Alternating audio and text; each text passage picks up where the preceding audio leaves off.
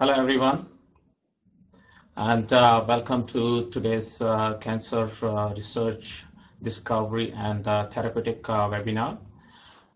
First of all, a brief introduction about myself. My name is Vikram Devgan. I'm heading biological research content business at QIAGEN. I'm also a director of product management for next-gen sequencing related product, as well as biological research content business. I'm situated at QIAGEN at Frederick site and in USA. So for today, the title of my talk is Making Clinical Research Next-Gen Sequencing Possible. And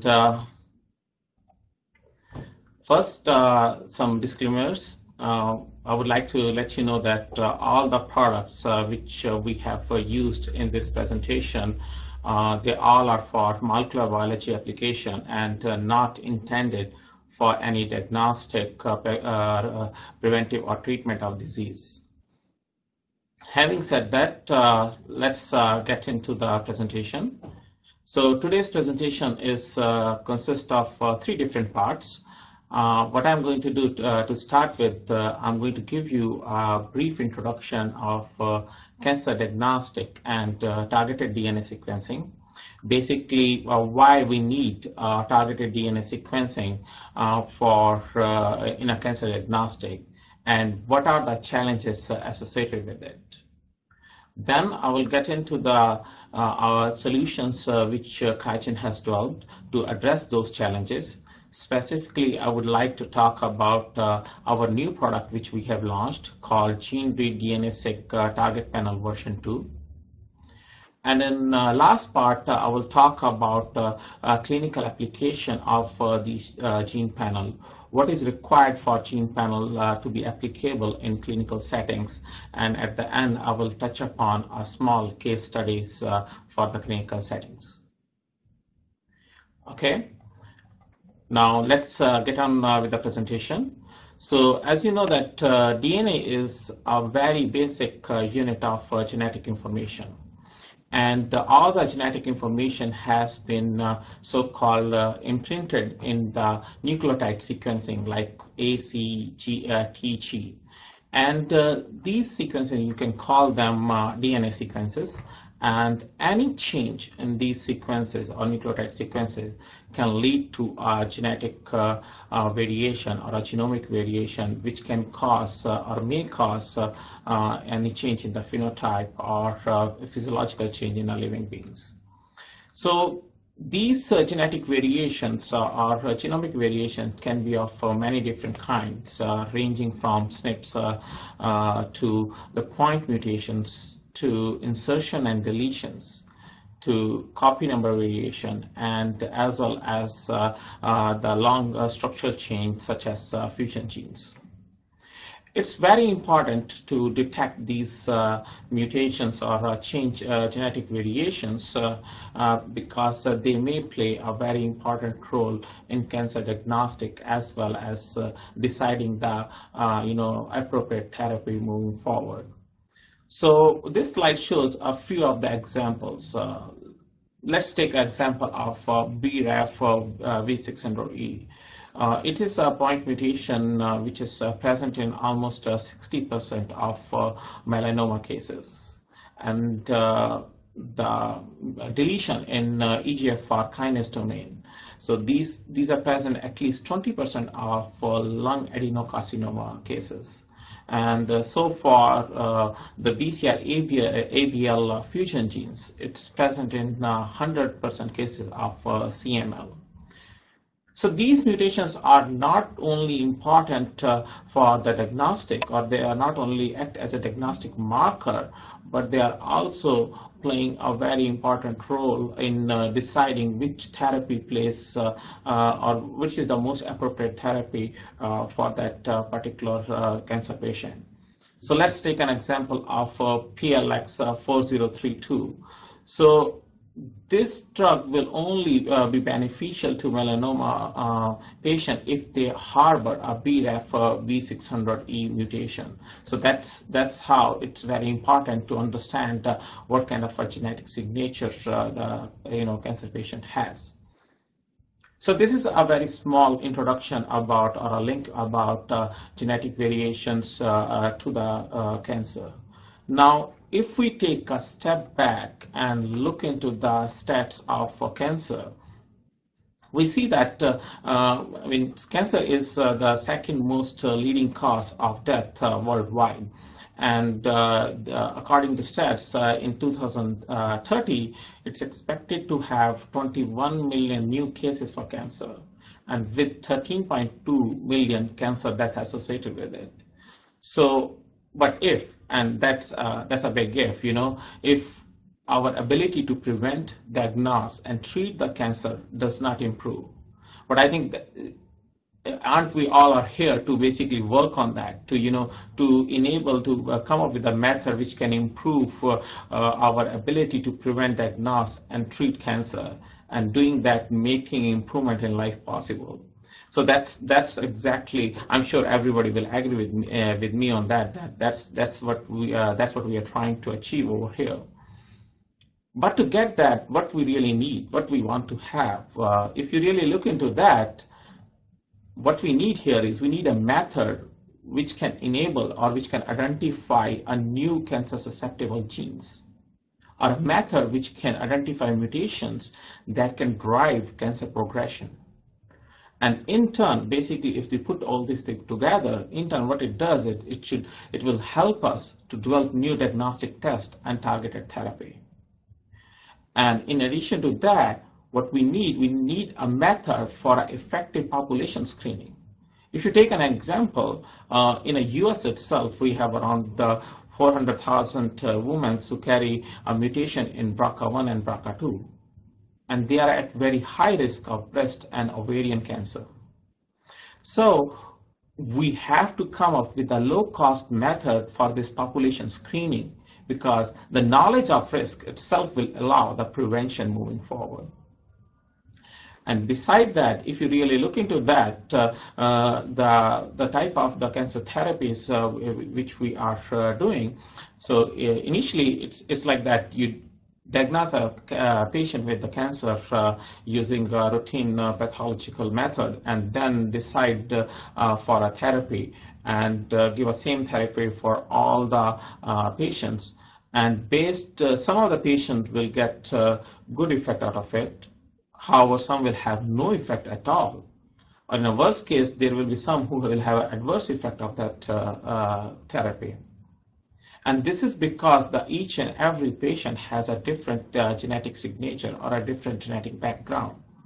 So, but what we are seeing now, we are seeing a paradigm shift here in a cancer therapy, and we are moving into actionable mutation-based cancer therapy.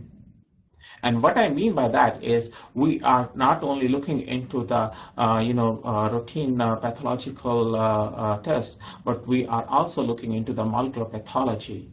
So we are looking into the genetic profiling of the patients, or looking into the actionable mutation profile of the patients. And based upon that actionable mutation profile, we are deciding which therapy makes a better effect for the patient. And then at the end, what we are achieving is each and every one of them, based upon their own genetic signature, they can decide the therapy and get a better effect at the end. However, if you really look into that, so the key over here, or key for this paradigm shift, is a biomarker diagnostic, or the ability to detect the biomarkers, those mutations. Now, let's take the example of lung cancer and look into its biomarker landscape. The lung cancer itself has multiple different biomarkers, ranging from KRAS, EGFR, EMLR, as well as BRAF. And in these cases, so on and so forth. And in these cases, for the lung cancer, one has to determine or one has to profile all these mutations to decide which therapy is more beneficial for the particular case. So let's take an example again over here. If the patient has the EGFR L858R mutation, then they will be more responsive to the EGFR inhibitors. However, if the same patient also has KRAS G12C mutation in addition to the EGFR mutation, then those patients won't be responsive to the EGFR inhibitors. So in that case, we have to know not only one or two, the diagnostic or actionable mutation in that particular patient. We have to look into all the different mutation profiles. And in that case, what we need here is we have to do a multiple mutation test. Now, if we do these mutation tests sequentially, first of all, there are challenges. We won't have an adequate tissue sample here, and it will take more time, or the turnaround time won't be fast enough. And both these things are not acceptable in clinical settings. So what we need here is we need a method which can enable a simultaneously genetic testing of multiple oncogenic drivers in a single run. That's what we need here. And now, if you really look into the different technologies which are available for mutation detection, it can go all the way. We can start from ARMS PCR method, which can enable you to detect a single mutation or a few mutations at a time. And then we can go from that is liquid bead arrays, and then came sequenome method, and finally came next-gen sequencing, which basically has revolutionized the way the researchers are extracting genetic information from the DNA.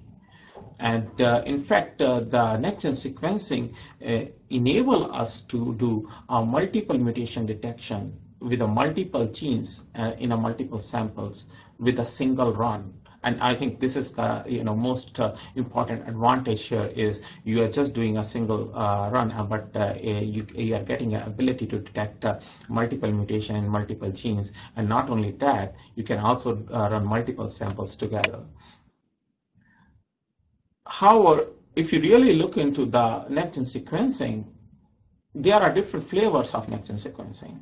One can do whole genome sequencing, or the whole exome sequencing, or the targeted DNA sequencing. Now the question is, which one of these is most suitable for your application? The simple answer is, okay, it's dependent upon your requirement. What is your requirement and what you really want to achieve, and that will define which method to pick. But if you really look into the different parameters, such as information level obtained from these next-gen sequencing, cost per sample, coverage achieved, as well as DNA input, and compare these parameters across these three different flavors of next-gen sequencing, you basically look at with a targeted DNA sequencing, you can shrink your genome. And what I mean by shrinking your genome is you can focus only on clinically relevant genes or exons or hotspot mutations. And then you can sequence only those and get at the end more clinically relevant data, which can be easily interpreted in a biological manner. Of course, the cost per sample is going to be very less for targeted DNA sequencing, and it also enables you to do a very deep sequencing. And what I mean by deep sequencing is you can go for 1000x or even more than that. And this is really important in case of cancer research because of the sample heterogeneity. As you can know that the cancerous cells will be only a minor fraction of total sample, or there can be multiple different subclones in a same tumor sample. And that's why the real mutation or a driver mutation which you are looking at can be of very low frequency. And the deep sequencing or a targeted DNA sequencing based deep sequencing can enable you to detect that low frequency mutation. And last but not the least, you need a very low amount of DNA for targeted DNA sequencing. And at the end, you will consume your less precious tissue sample. So based upon these parameters, it's clear that the targeted DNA sequencing is basically a method of choice for clinical utility. However, if you really look into that means targeted next-gen sequencing is, we found that is most suitable for clinical utility. But if we want to translate targeted next-gen sequencing into the clinical oncogenomics, still there is a lot of challenges, such as, first of all, is the quality of sample. When you're dealing with circulatory free DNA, or when you're dealing with FFP samples, they usually had very fragmented DNA, with the average size is around 150 base pair or even less than that. And what we need for clinical setting is a rapid turnaround time.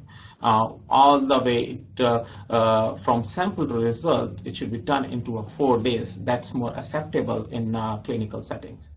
And then the other thing is the transformation of your biological sample into the molecular insight. And what I mean by that is the bottleneck here is basically your data analysis part or biological interpretation of your sequencing data. And those are the major challenges associated for implementing the targeted DNAseq into a clinical oncogenomics.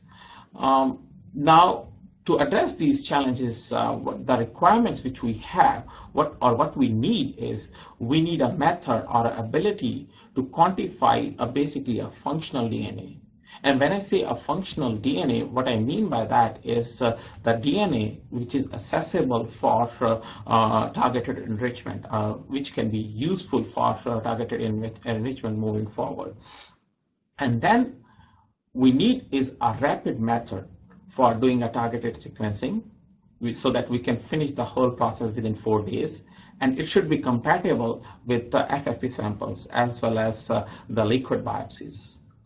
And last, it has to be integrated with the very easy to use data analysis tool, so that we can overcome the bottleneck of data analysis and biological interpretation of our next-gen sequencing data.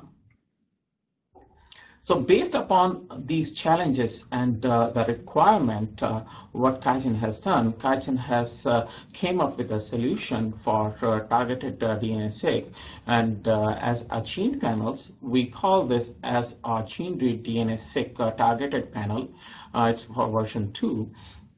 What these gene panels are, these gene panels use a multiplex PCR-based technology, which enable you to enrich any region or any gene, or in fact any exome or hotspot in the human genome.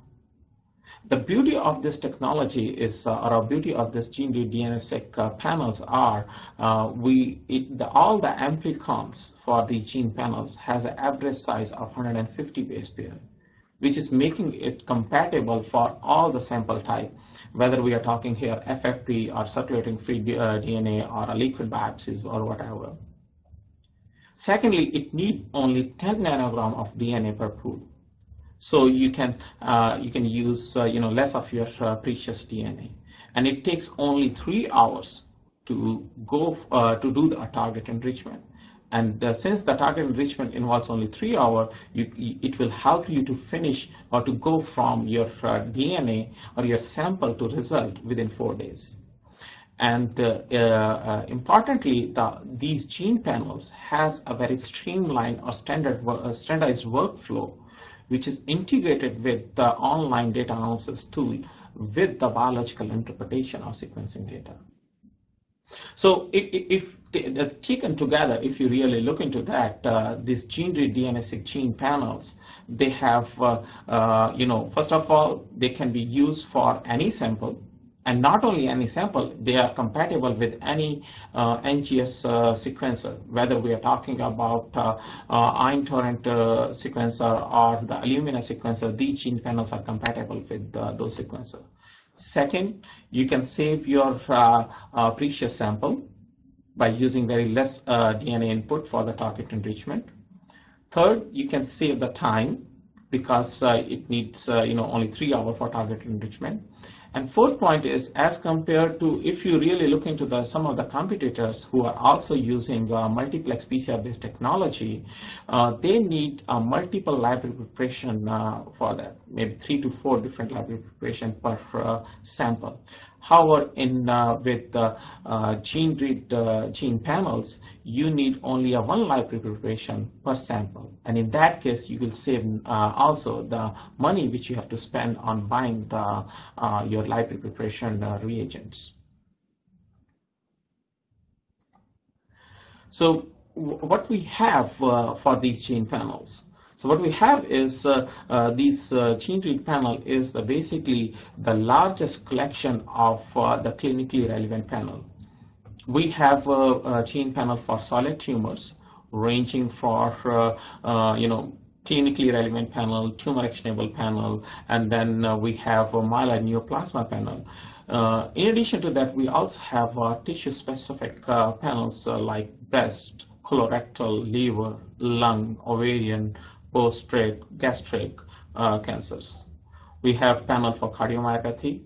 In addition to these all focused panels, we have a comprehensive panels also, which include a larger set of genes, such as around 150 to 200 genes.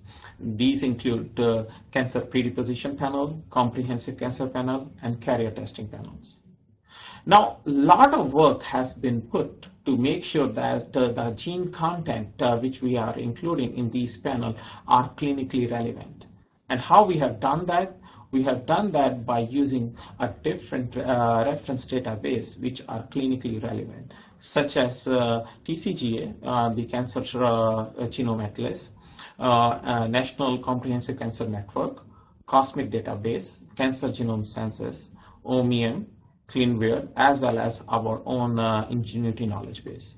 So we have used all these references database to ensure that all the content or all the genes which we are including in these gene panels are clinically relevant. And not only that, we have ensured that all these catalog gene panels are wet bench verified to ensure that the one will get a very high specificity, uniformity, and coverage every time they do the next-gen sequencing. But we do realize that the one size doesn't fit all. So in addition to these 14 catalog panel, we also have customization ability where one can define the content or a gene on their own, and we will make that a unique panel just for their own use.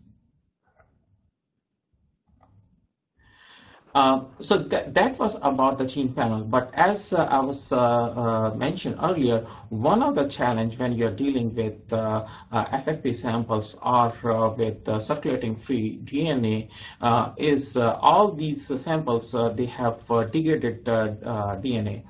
And if you are using a spectrophotometric method to quantify those DNA, then you're going to, basically that method will quantify everything or a total DNA, irrespective of whether it's available for target enrichment or not, or whether it's degraded or not. And due to this inaccurate quantification of input DNA, you may end up with a poor target enrichment, or as well as poor NGS library yield.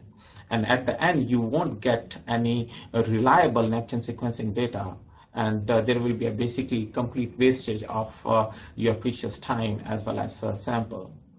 So just to overcome this challenge, QIAGEN has developed a GeneRead Quantimize system. What this system is, this use a PCR or a quantitative PCR based method, and it does three different things in a one PCR run. It quantifies a functional genomic DNA. Again, by functional genomic DNA, I mean a DNA which is accessible for target enrichment. Not only it will do the quantification, it also will tell you the quality score of the DNA based on its degradation status and the contamination. And then it will also provide the recommendation to how to optimize your target enrichment step, or how many number of PCR cycles you can use for target enrichment step to rescue your low quality DNA. The principle of this product is very simple. It's basically use a qPCR based method. It has two qPCR assays. One is 100 base pair and another is 200 base pair. And what one has to do is they have to run these assays against control sample which is applied with the kit along with your case sample. And at the end of PCR, just copy your CT value and upload on our online data analysis tool. The data analysis tool do the rest of the calculation, basically find it out, delta CT of 100 base pair assays as well as 200 base pair assays, look at in their ratio and give the quality and the quantity of the amplified DNA. And not only that, it will also, as I said earlier, it will tell you to how to rescue a bad or a low quality DNA sample. So just to summarize here, basically to address the challenges or to make improve the ability of target next-gen sequencing implementation in clinical settings, the QIAGEN has developed the GeneRead Quantimize kit for quantifying as well as qualifying genomic DNA before getting into our target enrichment, as well as developed GeneRead gene panels to do a target enrichment prior to next-gen sequencing. Now, if you really look into that, is those are the gene panel. But to ensure that their applicability for the clinical setting, it's important that they should be tested for accuracy, sensitivity and specificity, as well as precision and reproducibility. So these are very important. Each and every panel has to go through these tests before their implication into our clinical settings. And just to do that, although since we are dealing with 14 different panels, so what I'm going to show in the next few slides is going to be a representative data for these tests, but for different panels.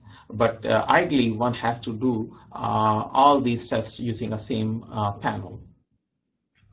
And all these, for all our experimental setup, we have used the GeneRead DNAseq target panel workflow, which is consist of 4 days. The day one involved the isolation of genomic DNA from FFP samples.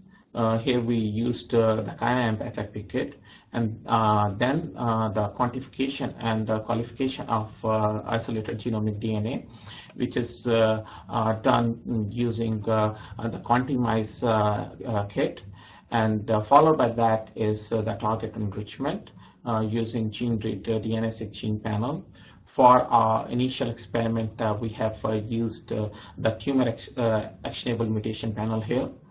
The day 2 involved the library preparation, and day 3 involved the library quantification, and finally running it on the MySeq platform. So these gene panels can be used for any sequencers. As I said earlier, it can be used for Illumina or for Antorrent. But in these particular experiments, we have used a MySeq sequencer with 2 × 150 sequencing chemistry. And day 4 involved analysis of sequencing data. The analysis of sequencing data is very simple, as the DNA analysis part is integrated with the gene panel. So you can use our online data analysis tool, which is, I have to say, that very simple and easy to use.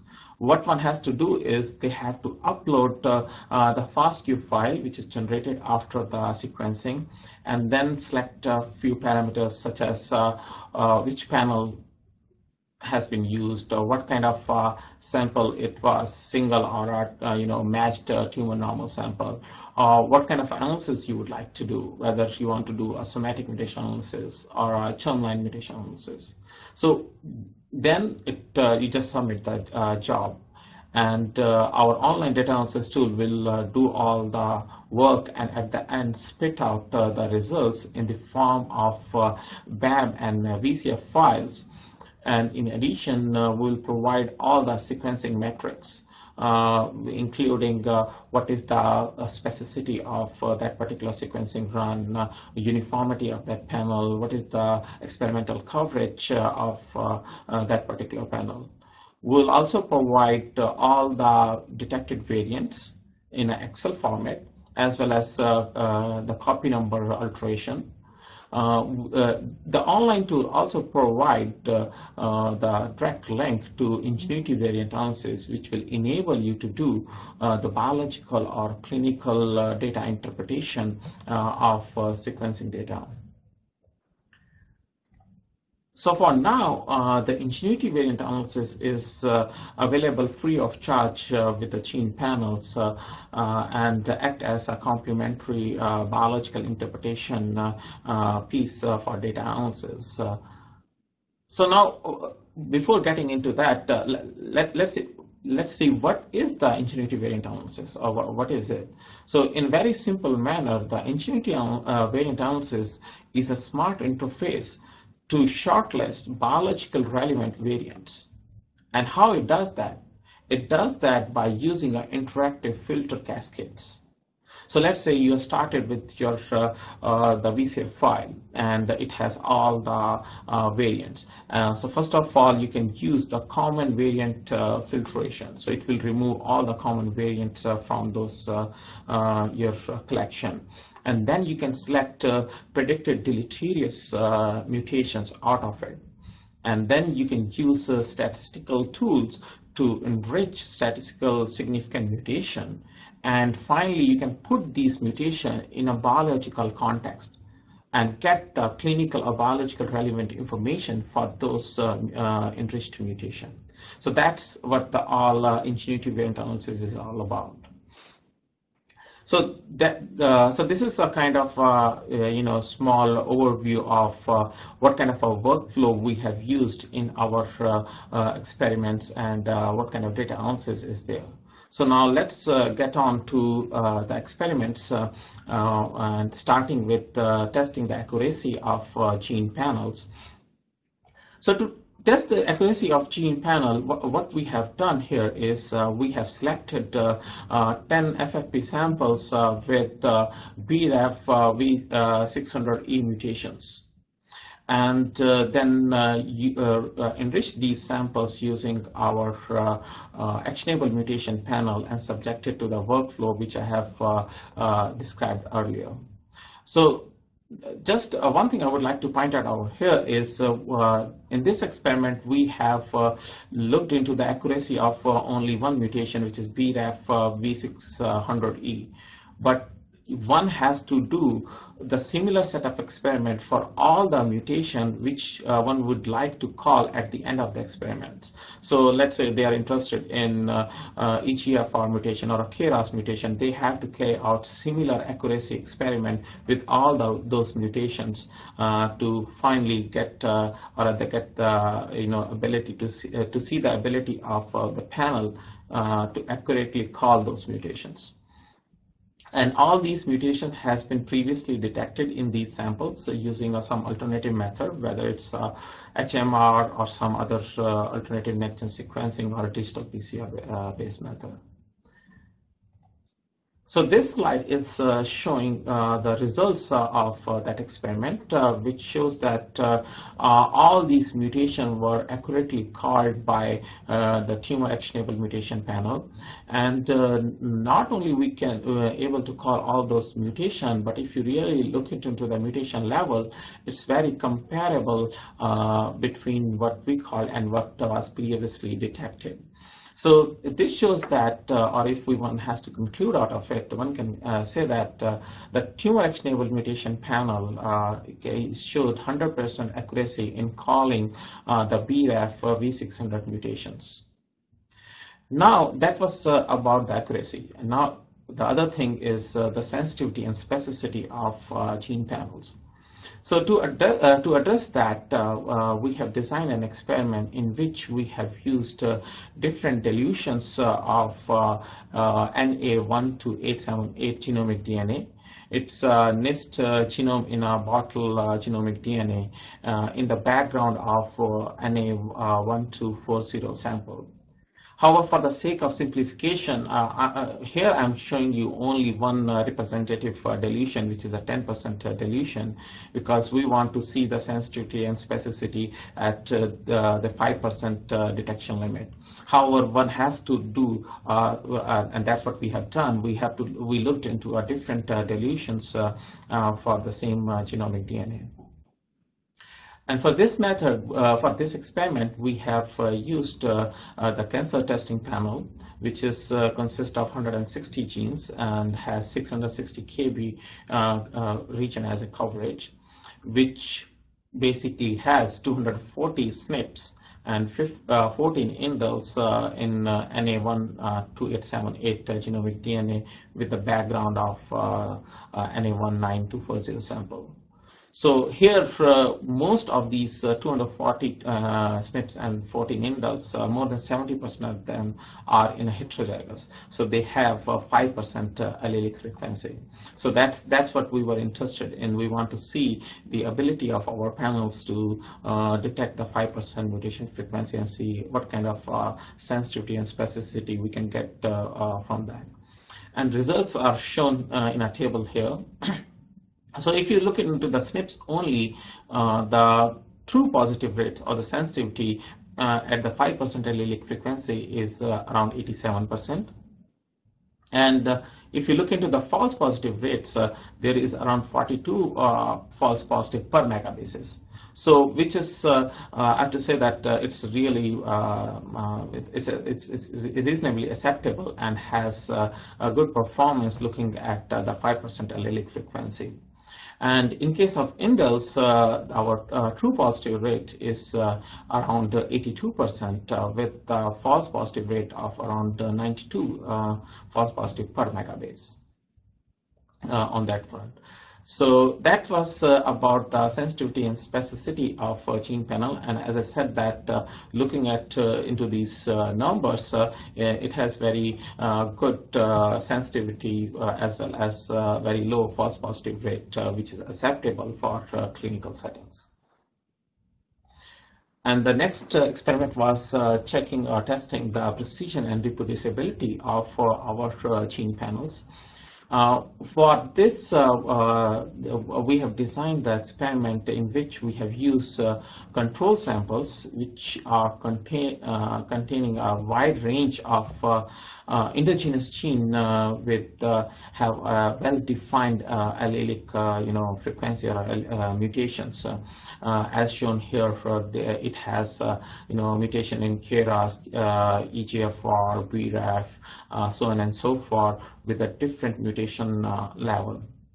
And what we have done, we have done this in collaboration with our customers, and they have analyzed this control sample in duplicate in 3 different labs. So we have analyzed this samples or control sample in Dr. Susan Kaki lab in UK, Professor Butner's lab in Germany, and Professor Songalvis lab in USA. And in all these 3 different labs, we have used the different lots of clinically relevant tumor panel to see the reproducibility and the precision of that gene panel. This slide is showing the results out of that, and as you can see, all these 3 labs we get very reproducible result till the 10% mutation frequency level, which and hence we can conclude that with that our gene panel with existing data analysis tool can reproducibly and precisely can call till frequency which is equal to or more than 10%. However, these mutations, although they were present and we can see raw data, they were not called by our data analysis tool. However, if the similar mutations are present in other sample with a mutation frequency more than 5%, they have been called using the same gene panel. So this is showing that the kind of a detection limit or the sensitivity of the gene panel plus data analysis tool which we have is more toward the range of 5% allelic frequency. So to summarize these experiments, we see that our GeneRead gene panel has very high accuracy, sensitivity and specificity, as well as very high precision and reproducibility. So this shows the applicability of gene panel in the clinical settings. So after getting a so-called assurance of the ability of gene panel or in a clinical setting, we went ahead and defined a small case study in collaboration with Professor Kinida from Japan. And that case study involved basically a screening of KRAS mutation in colorectal cancer. Just to give you a small background for this case study, as most of you know that the colon cancer is the 3rd most common cancer in United States. Which is most often found in people with the 50 years of age or older than 50 years. And it is the 2nd leading cause of cancer death. And if we can have a better method to screen this cancer, we can obviously curtail this effect. And approximately 40% of the patient has KRAS mutation with a very high concordance between the primary tumor and metastasis. Besides, majority of these mutations in colorectal cancers are in codon 12, 13, or 61 of KRAS gene. Now, it is very important to detect or screen these mutations, because these mutations or the presence of these mutations will define the targeted therapy for the patient. Let's say if the patient is harboring a mutation in KRAS, they are unlikely to be beneficial with the anti-EGFR antibody therapy. So, that's considering these points. What we have done over here, we took our GeneRead colorectal cancer panel and looked into its applicability toward the screening of KRAS mutation in colorectal specimens. And for that, we have selected, or we have randomly selected 21 different FFP samples. We used a similar workflow which has been described earlier. We used the GeneRead targeted panel version 2 workflow, which consists of 4 days from sample to insight. And these are the results which we got from after qualifying and quantifying our FFP genomic DNA using GeneRead Quantimize kit. As you can see that the quality of all the FFP DNA is very high, which is showing that these DNA is compatible for target enrichment and targeted next-gen sequencing application. One thing very interesting to see here is if you really looked into the DNA input or quantification done by spectrophotometric method, we see that DNA input varies a lot from sample to sample, which is not surprising at all. Actually, this is what we were expecting, because each and every sample has a different degree of degradation.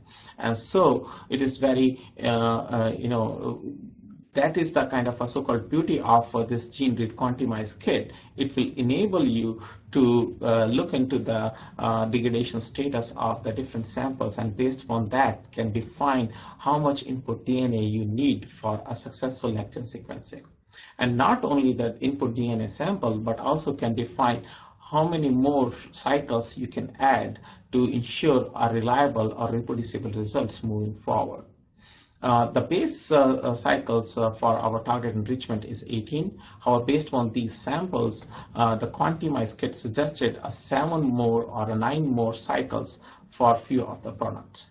So what we have done, we have split these samples into two different batches, one with the 25 cycles and another with the 27 cycles, and carried out the target enrichment and followed on with the library preparation, sequencing, and data analysis. So here is the outcome or a result of next-gen sequencing. As you can see that 12 out of 21 samples showed the mutation in codon 12 or codon 13 of KRAS, and the 9 of the samples showed the wild type KRAS over here. So around 57% of the sample shows KRAS mutation in codon 12 or 13. And this study was more of, I have to say, that blinded study, because the same sample has already been sequenced using a sequenome mass array method.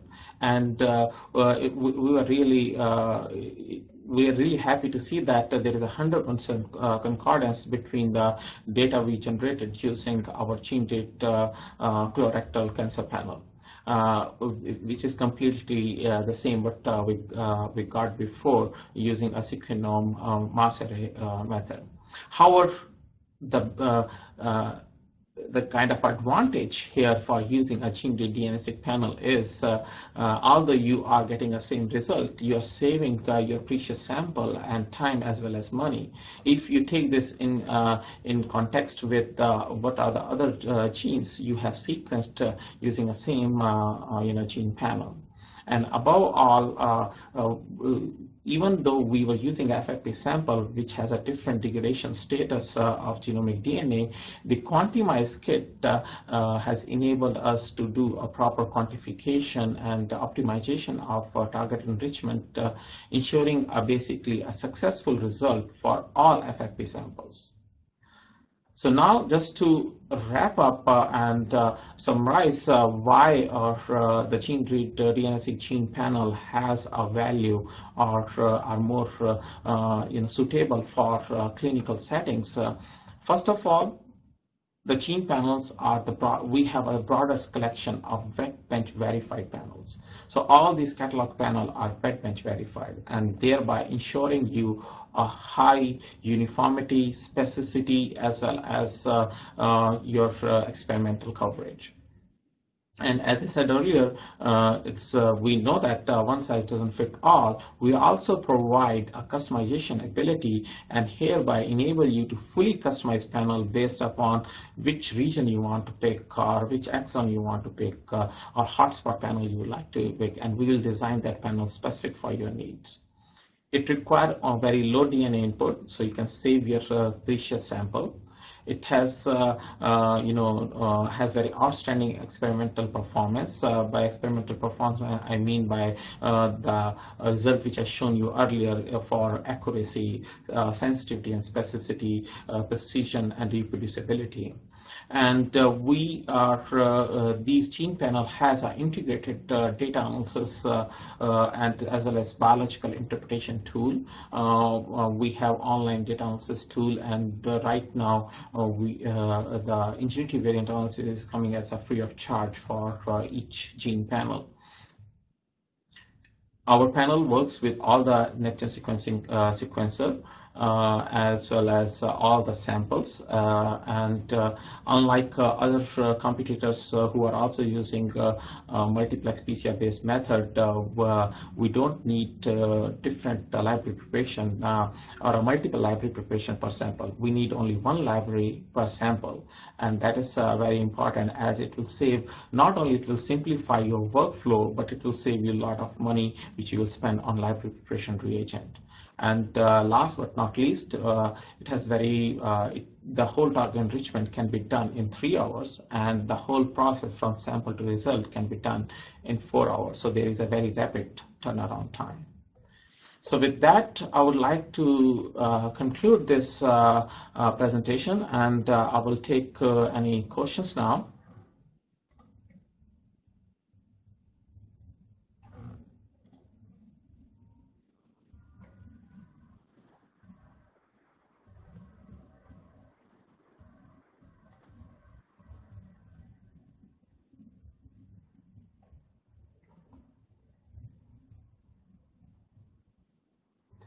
Okay, anybody who have any questions, they can put it in the Q&A box, which is toward the left of your computer screen.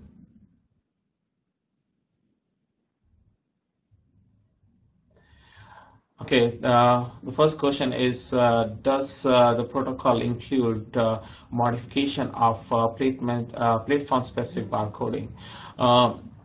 So answer to that is yes. So it's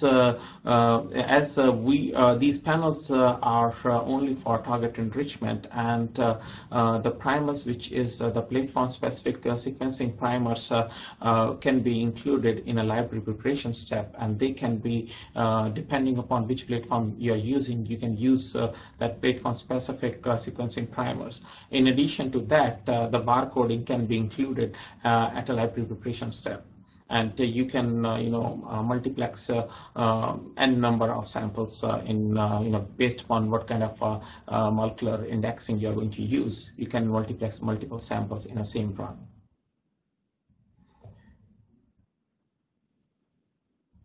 Okay.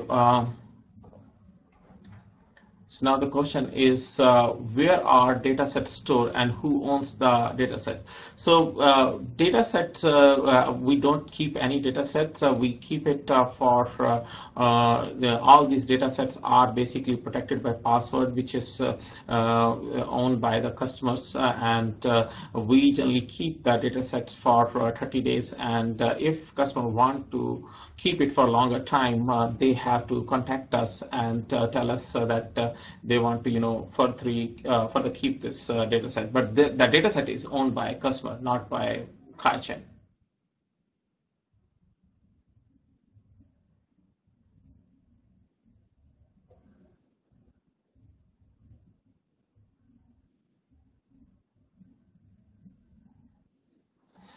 Okay, now there are some questions about the product information and the pricing of the product. So in that case, I would highly appreciate if you guys, can contact me offline, and I can provide you more information about the product. The other information will be there on a website also, but I'll be happy to share more product information as well as pricing structure with you.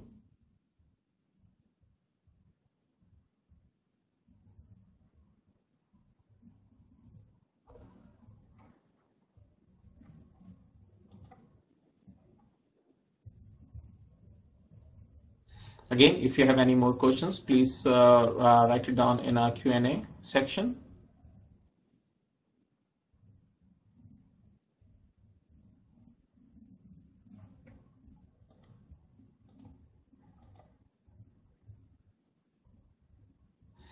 Okay, the question is, considering the cost of reagent and equipment, do you think next-gen sequencing can compete with PCR? The answer is yes, but one has to consider that the next-gen sequencing is not competing just with the PCR. It's like immunohistochemistry. It's you know, you don't have to do multiple different technologies. You don't have to run PCR for detecting mutation. You don't have to run you know, your immunohistochemistry, or you don't have to look into the fusion genes using other alternative method. You can do all of them together using a next-gen sequencing, and that's where it has an advantage, or it will cut the cost over the other technologies. So it's a one technology which can address not only the point mutations, but also the copy number variation, but also the translocations and fusion genes. So by doing that, you can cut the costs.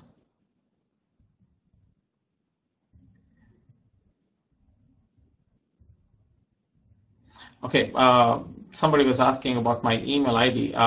My email is my first name dot last name at QIAGEN.com. So Vikram.Devgan at QIAGEN.com.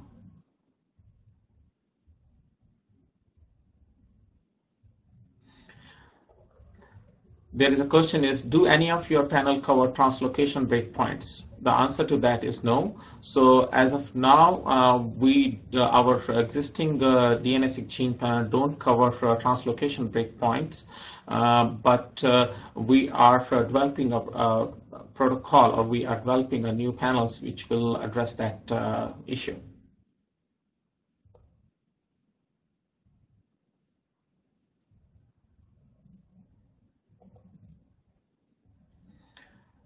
Okay, so there is no any further questions in that. I would like to thank all of you for attending this seminar, and if you have any questions, you can write directly to me, and I will be happy to address those. Thanks, and have a good day, all of you. Thank you.